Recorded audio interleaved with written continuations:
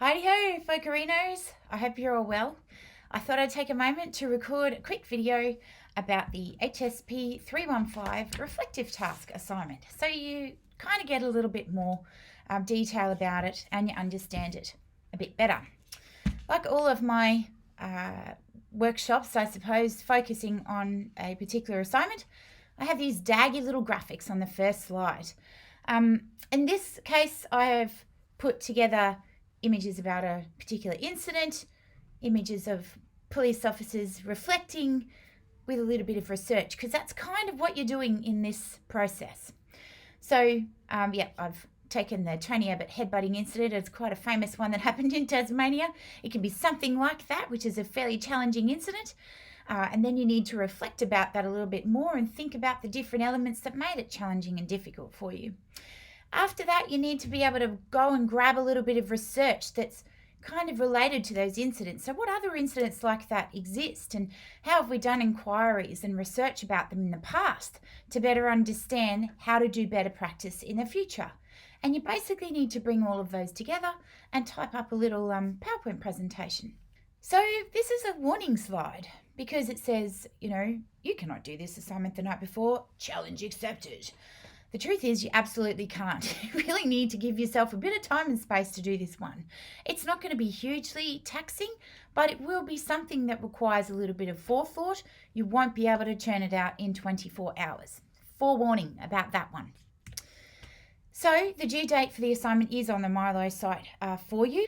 No more than 10 slides is your word count, or about a limit of a 15-minute presentation. As much as I love to hear the sound of all your voices, 30 minutes is probably a little bit much. And as I've noted before elsewhere, it's weighted at 100%, so it's fairly high stakes, folks. If you've got any questions at all, you need to get in touch with either myself or Sansia to ask questions and get to know a little bit more about what's going on. So, it is called a reflective task.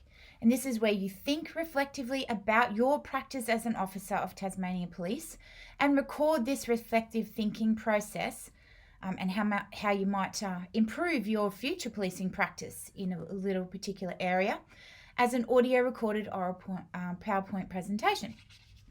It's pretty straightforward stuff. What you actually need to do to go through that process requires a few steps, so I thought it might be nice to map it out. Have a look at the readings that I've given you and embedded into the Milo site. There's not any set list of readings.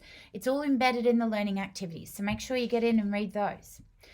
Then you need to think back. What was a difficult encounter for you or process that you experienced as a challenging one, or a difficult incident that you attended as an operational officer? These can include operations or supervisory situations where you're looking after other staff. What made it difficult, challenging for you? And we'll talk about that more in a little moment. Once you've had a chance to figure out what that is, then you need to think critically, reflectively about how you're going to change or improve your future policing practice related to that specific type of encounter or incident. I want you to go out and find some research literature and actually read that research literature. So it's not going to be a particular article about your specific incident, right? It might have been a situation where a police officer shot a civilian. There are hundreds of these things that happen every single day all across the world. And there's research on these incidents that say, you know what, this was a really crap situation. This is what we need to do better next time. Go and read that research. It doesn't matter if it's international. You can link it back in with what you're doing and what you're thinking about in terms of your specific incident. I hope that makes sense. And that's how we, critically reflect. We make links between your incident and the research around that type of incident. So after you've done that, you've read your research, made some nice little links, then you create a set of PowerPoint slides, no more than 10, about the case, situation, what made it difficult, and how you might improve your police practice around cases like that in future. Now, you need to audio record your voice presenting the slides as though you were presenting an oral presentation to other police officers in a room. It's pretty simple.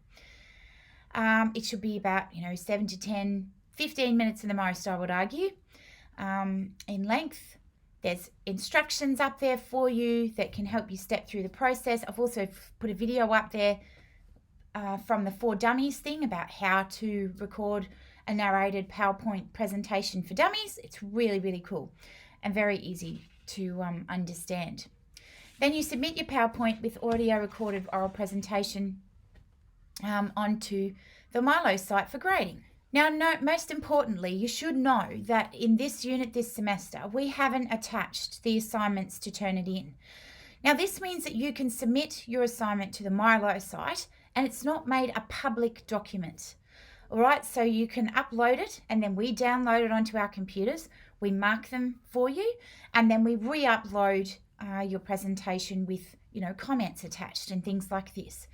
Turnitin makes it a public document. So that means that every other lecturer across Australia or teacher that uses Turnitin has the capacity to match their assignments against yours. So I've turned off that feature this semester so that you can just upload your presentation and you know that, that whatever you talk about remains confidential. All right, so if you've got any concerns at all about this, just get in touch. I'm always happy to go through email or however it works. There's always limitations with the online process, but we've always got ways of working around that. So just don't hesitate to get in touch if something goes pear-shaped. Basically, that's my advice.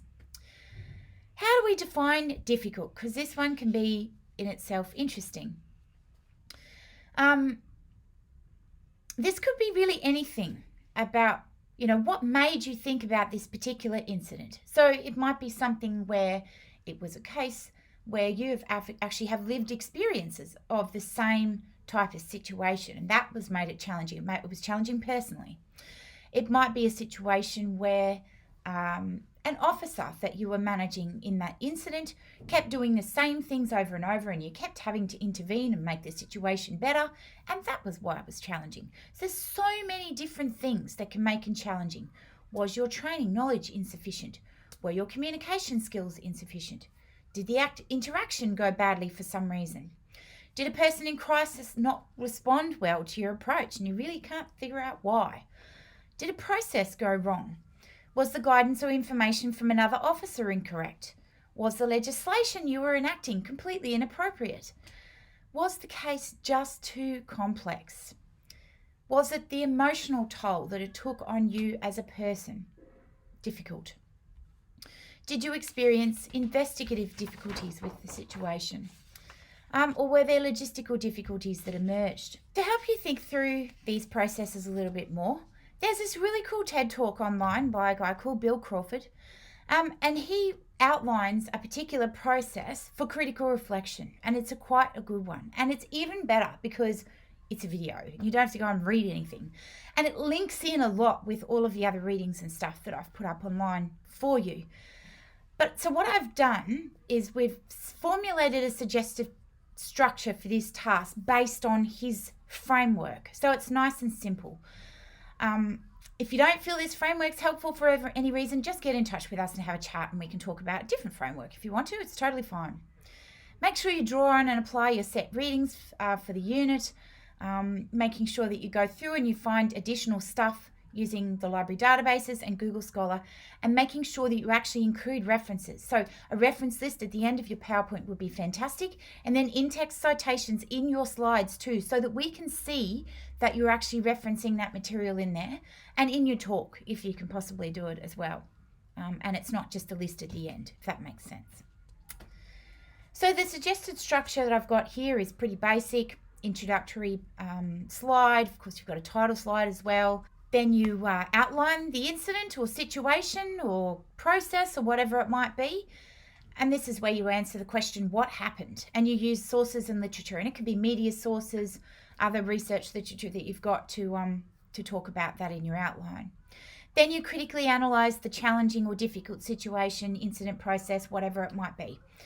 So talk about what went right in the first instance. What research supports that it went right? One slide's good. what went wrong and what research supports why it went wrong and how. Again, one slide is fantastic.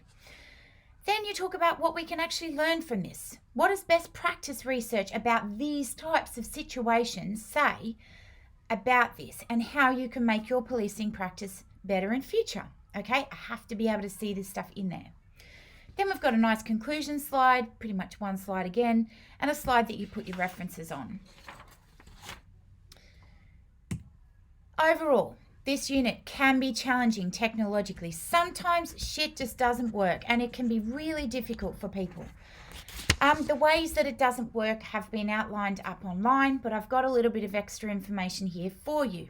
Sometimes the narrated PowerPoint audio file embedding process doesn't work because you spend too much time on one slide, talk for ages about that slide. The file is then too big to stay on the PowerPoint slide, and it stays on your desktop instead of embedding on your PowerPoint slide. Make sure that you're moving through your PowerPoint fairly, not quickly, but quick enough, so that your files remain small and they remain attached to your PowerPoint slide. So when this happens, it means that you have recorded the audio file, but the PowerPoint audio file stays on your desktop. And when you send it to us, we don't have it. You've got it on your desktop. And sometimes you have no idea that happens. There's information about that there on the slides for you so that you can have a look how that process works. If you still can't embed the file, it's a good idea to ring the IT help desk, because they can actually help you embed it after the fact if it hasn't gone up onto the PowerPoint presentation that you're using. And of course, if you still can't do it, we can always work around it. Give me a call and we can talk through it together. There are online instructions about embedding the audio, but it is different depending on what type of PowerPoint version you're using. So keep that in mind as well, just to throw a little bit extra into the mix. There's some outlines there for you so that you can work through that a bit better. And there's a little bit of information there, a nice little blog about how to send a sound file that exceeds the size required by email or the PowerPoint slide. Sometimes even when it does embed, it can still be really difficult uploading it to the Milo site. So there's other workarounds that we've got. You can use OneDrive as a student, where you can share the file with me and I can look at it there. You can upload the file also using CloudStore, which is an online sharing resource that we use at UTAS. But I am hoping that most people should not have to do this sort of stuff, and that mostly we're getting to the nth degree here and everything will be covered off on fairly well. I'm not going to deny, sometimes this assignment can be challenging emotionally, and I want you to be able to move forward and find support. If you are finding it particularly challenging, don't hesitate to get in touch and have a call with us so that we can just talk through how we proceed. So some people really want to focus on a particular incident because it is personally challenging for them, and they find that hard. And sometimes it's just enough to be able to talk to us and let us know, and to talk to a counsellor about that process of going through that. If that's okay and you're happy and willing to go through it because it helps you get closure in that, fantastic. Please, I don't want you to have to go through months of counselling to get over a single 15-minute recorded PowerPoint presentation assignment. Think carefully. Think carefully about the incident or process that you choose based on these ideas. And we've got some information up here online for you about where you can get some support. And of course, in addition to all of that, you have access to your own counsellors within Tasmania Police. So make sure you draw on those if you need to during this process. So how do I do critical thinking? This can be a bit of a challenge sometimes. So I've actually given you some information on the Milo site about this. There's a useful strategy called concept mapping that you can work through, and Copley has a great chapter which talks about it, which I've got on the Milo site for you. And then there's a little diagram process that you can go through, and I've put a couple of pages up there about that too. Very short, very sweet, but really helps you to get through that process of critical reflection. So make sure you get up online and have a look at that material on the Milo site. Some other final tips, advice, and working this off where people have gone wrong in the past with this particular assignment. You can focus on any challenging encounter, process, incident you've been involved in. Chances are it will be something that sticks out in your mind, and you'll be able to pick up on it fairly easily. Try not to focus on so much on how many slides you use. Think about the balance. Don't focus on one part of the set task in all of your slides, all right? Have a nice balance across your slides. Make sure you include some references. People always mess this up. Think about putting it into your talk, citing it in your actual PowerPoint slides, and then having your reference list at the end. Then you've covered all bases. Because you must make sure that you're linking literature with this difficult, challenging incident, or you are not doing the process of critical reflection at all. Duly warned. This is a presentation, of course. We are examining you on your presentation skills too. In that vein, I have put a little bit of information up there about how to actually do presentations. If you have done a gazillion of these and you think you're fantastic at it, you can just ignore that bit. If you're not and you'd like to have a bit of a refresher, have a bit of a watch of the little videos that I've put up, and it'll help you hopefully get through unscathed. Make sure you have a read of the marking rubric so you know about the parameters of how we grade you on your presentation skills. A few tips. Make sure you practice your presentation before you record it. It makes it easier. It flows a little bit better. You can even do this to your dog or cat. Really, it's just practicing it out loud, which will make it better for you overall. Pretend you're presenting to a group of your fellow officers. That way you're probably feeling a little bit more comfortable about it. When we write presentations, we often find that the points that we want to make don't come out of our heads onto the slides that well until we've actually gone through a process of presenting it out loud. The words that we use when we're typing into a Word document can be very different to the words that we actually speak. So just that's something to be wary of. Print your slides out, practice a few times and time yourself. Keep a pen handy so you can note things on your slide that you're going to cull or fix after you've finished. And put some pictures on the slides to make it a bit more interesting for yourself. But please no hugely graphic images or anything like that. Just consider the ethical boundaries around pictures of bodies and so forth when you're doing that sort of stuff. References are good, but make sure you think carefully about what references. It can be your set readings on critical reflection, but you need more than this. You need readings associated with the difficult encounter, process, incident, whatever it might be. So if it was an investigative interview that went badly, then you need to go and find those references, that research about investigative interviewing and how we do it well. Read that shit and put it into your presentation so that we can see that you've gone, yeah, that didn't go so well. That research says that this is how I should do it in future. So that's what I'm going to do in future. That's the process that we need to see. So if you're doing that, you'll be all good.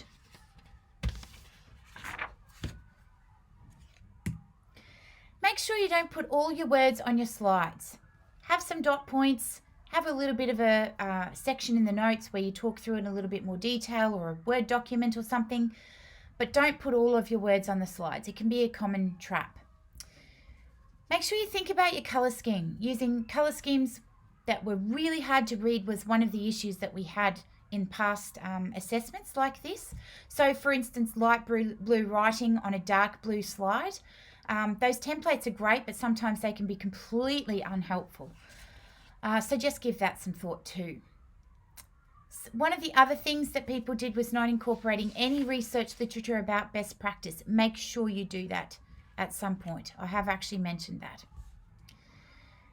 Not having a link in some form to the references around critical thinking, reflective practice, make sure you put those in there at some point. And some people have limited information on their slides that don't elaborate the context enough. Or alternatively, they have only images on their slides and no dot points whatsoever.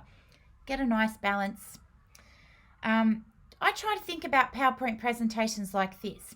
If someone wanted to come to your presentations but they couldn't make it for whatever reason, what would you need them to see on the slides to be able to get the gist of what you're saying? Chances are it's going to be a balance of images and dot points so that they could take away, have a quick read, and then follow up with you with any questions that they've got about what you said. It's a difficult balancing act, but it's something that's really important to know for future presentations. We've got a great marking rubric that's kind of like a checklist for what you should and shouldn't do.